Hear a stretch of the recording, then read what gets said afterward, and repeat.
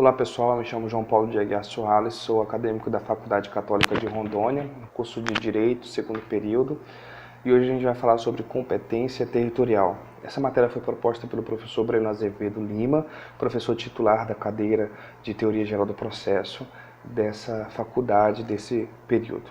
Vamos lá, o que seria competência territorial? Antes de falarmos onde ela está prevista, fundamentada e o que dizem os autores, e o que conceitua os autores, a gente precisa entender um pouquinho onde ela está previamente mesclada. Ela está mesclada na ideia de incompetência absoluta e relativa. Fazendo uma breve lembrança, a incompetência absoluta é aquela quando o erro dentro do processo é um erro insanável, ou seja, um erro que, se continuar o processo, pode levar à nulidade. Nisso, na incompetência absoluta, o juiz pode, de ofício, declinar sua competência a qualquer momento, evidentemente antes do julgamento do mérito.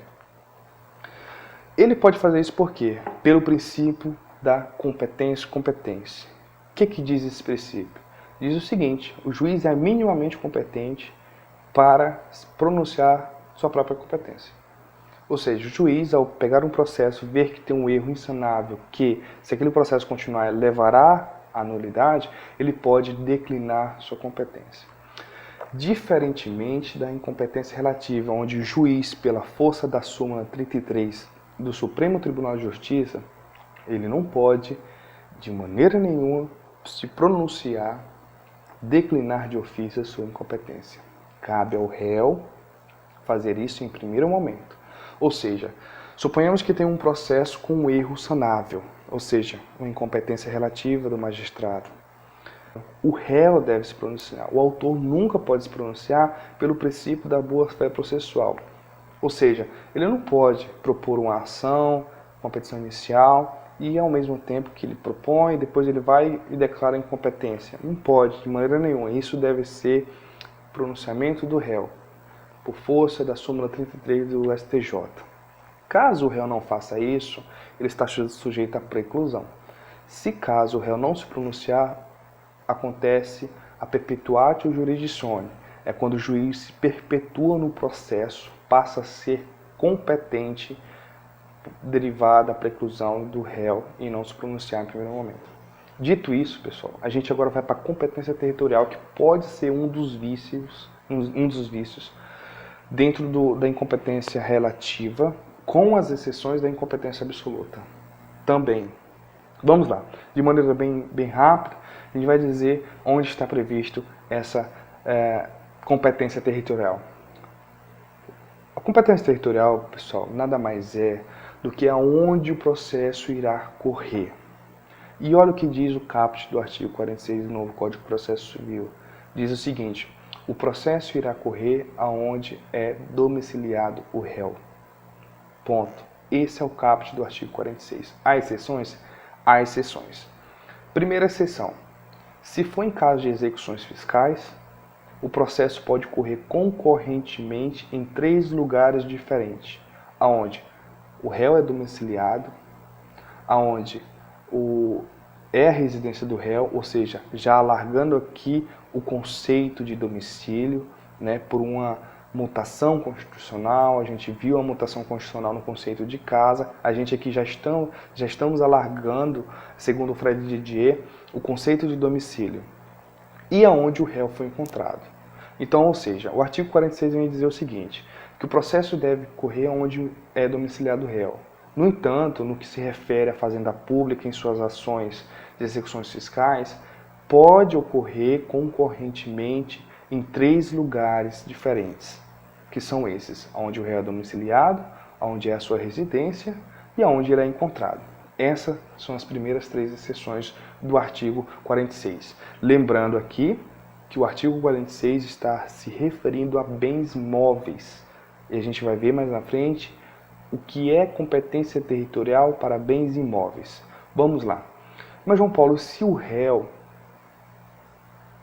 não tiver mais de um domicílio, o processo deve correr, em regra, onde é domiciliado o réu. Mas se o réu tiver mais de um domicílio? O parágrafo 1º vem dizer o seguinte: se ele tiver mais de um domicílio, cabe ao autor escolher um desses domicílios e indicar em sua petição inicial. E se o réu tiver um domicílio incerto ou desconhecido? Aí o parágrafo 2º vem dizer o seguinte: se o réu tiver um domicílio incerto ou desconhecido, o processo irá correr aonde é domiciliado o autor. Assim também acontece quando o réu mora no exterior e quando os dois moram no exterior, aí o autor escolhe onde o processo deve ser rolado. Lembrando, competência territorial. Dito isso, a gente vai para a competência territorial de bens imóveis. Do artigo 47 vem trazer a relação entre a pessoa e a coisa. Não mais entre a pessoa com a outra parte, mas sim com a coisa. Exemplo, o uso capião. Quando tem essa demanda, no caso, o que prevalece é aonde a coisa está, ou seja, uma reintegração de posse. Onde é que o processo irá rolar? Aonde se encontra a coisa, o objeto, ou seja, aquele valor real imobiliário, imóvel, conforme está previsto no artigo 47 do novo Código de Processo Civil. Então, em resumo, considerações finais, é o seguinte: o artigo 46 e 47 vem trazer sobre competência territorial duas regras essenciais. Primeira delas, artigo 46, aonde o réu está domiciliado é que irá rolar o processo. Por que isso? Porque é melhor para o réu que ele tenha o seu direito de ampla defesa assegurado. Então, não cabe o réu ir aonde é domiciliado o autor para responder aquilo que ele está sendo demandado.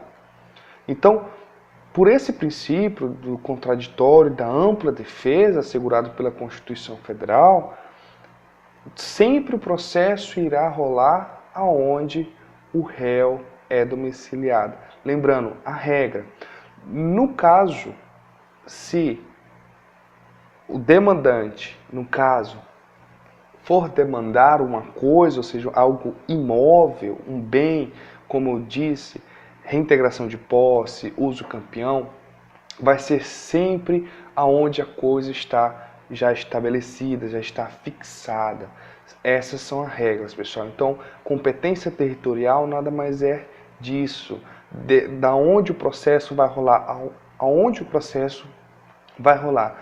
Tudo para uma boa efetivação dos direitos, garantindo todos os efeitos possíveis. Então, o artigo 46, 47 do novo Código de Processo Civil vem trazer aonde os processos irão rolar. Lembrando, as regras já foram ditas, essas regras são extremamente flexíveis, ou seja, pode prevalecer as vontades das partes, pode prevalecer a situação do réu, pode prevalecer a circunstância das partes.